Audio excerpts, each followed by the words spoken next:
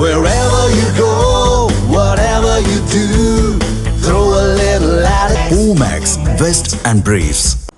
November 2ஆம் தேதி நடந்த மகளிர் உலகக்கோப்பை ஒருநாள் கிரிக்கெட் போட்டி ஃபைனலில் தென்னாப்பிரிக்காவை வீழ்த்தி இந்தியா சாம்பியன் பட்டத்தை தட்டிச் சென்றது. முதல் முறையாக உலகக்கோப்பை வென்ற இந்திய மகளிர் அணிக்கு நாடு முழுவதிலுமிருந்து பாராட்டுகள் குவிந்தன. ஜனாதிபதி, பிரதமர் முதலானவர்கள் அழைத்து வாழ்த்து தெரிவித்தனர். மாநில முதல்வர்கள் அவரவர் மாநிலத்தைச் சேர்ந்த வீராங்கனைகளுக்கு பரிசுகள் அறிவித்து மகிழ்ச்சியை பகிர்ந்தனர். இந்நிலையில் சென்னை சத்யபாமா நிகர்நிலை பல்கலைக்கழகம் இந்திய அணி கேப்டன் ஹர்மன்பிரீத் கவுரை அழைத்து பாராட்டு விழா நடத்தியது. சத்யபாமா பல்கலைக்கழக வேந்தர் மரிய ஜீனா ஜான்சன், தலைவர் மேரி ஜான்சன் முன்னிலையில் இந்த பாராட்டு விழா நடந்தது. பின்னர் இந்திய கேப்டன் பல்கலைக்கழக மாணவிகளுடன் கலந்துரையாடினார். அவர்களின் கேள்விகளுக்கும் பதிலளித்தார். அப்போது அவர் கூறியதாவது: உலகக்கோப்பை வென்ற பிறகு நடிகர் ரஜினிகாந்த் போனில் என்னை தொடர்பு கொண்டு பேசினார். சாதனை படைத்ததற்கு பாராட்டி வாழ்த்து தெரிவித்தார்.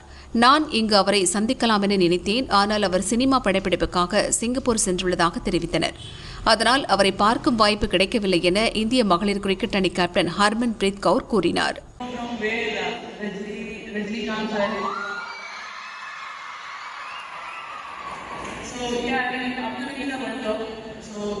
I was going to Thailand for vacation.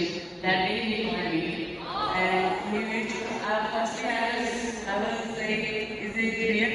But then I spoke to him for few minutes. But it was so nice that I got a call from him, and he was so happy.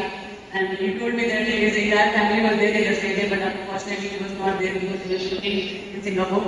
But that was one of the biggest events because somebody we watched on the TV when we were growing up, and now that person is calling you and appreciating on your achievements. I think that means a lot to me.